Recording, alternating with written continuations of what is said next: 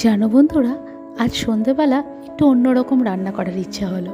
আর তার জন্য বেসনের ছোট ছোট ফুরুলি বানিয়ে নিলাম। আর তারপর কড়াইতে তেল গরম করে পেঁয়াজ, কারি পাতা আর 3টে কাঁচা লঙ্কা আর অল্প একটু পাঁচফোড়ন প্রথমে ভেজে নিলাম। তারপরে ওর মধ্যে একে একে দিলাম আদা রসুনের পেস্ট, হলুদ গুঁড়ো, লঙ্কা গুঁড়ো, জিরে গুঁড়ো আর ধনে গুঁড়ো, আর অবশ্যই স্বাদ মতো নুন। আর এ কটা দিয়ে ভালো করে নেড়ে চেড়ে একটু কষে নিলাম। বেশ ভাজা ভাজা হয়ে গেলে তারপরে ওর মধ্যে দিলাম 1 কাপ মতন টক দই। টক দইটা দেওয়ার পরে আরও খানিকক্ষণ ভালো করে কষে নিলাম। আর মশলা থেকে যেই তেল ছাড়তে শুরু করে দিল, তখন ওর মধ্যে দিলাম পরিমাণ মতন জল। আর জলটা অবশ্যই বেসন গোলা জল। আর এদিকে দেখো সন্ধে হয়ে এসেছে, ঘরের আলোগুলোও জ্বেলে দিলাম। সন্ধেবেলাটা দারুণ একটা মায়াময় সময়, বলো? আমার তো খুব ভালো লাগে। ওদিকে ওই দেখো ঝোল ফুটে গেছে।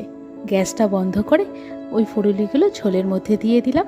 আর উপর থেকে দিলাম গরম মশলা আর খানিকটা কাসুরি মেথি। আর তার সাথে অনেকটা ভালোবাসা, যাতে তোমাদের স্বাদটা খুব ভালো লাগে। বাড়িতে ট্রাই করো কিন্তু, কেমন লাগে। আর আমার তো এদিকে রান্না শেষ, আমি এবার যাব সন্ধে দিতে। তোমরাও যাবে তো? তাহলে কালকে আবার দেখা হচ্ছে। আজকের মতন শুভ সন্ধ্যা।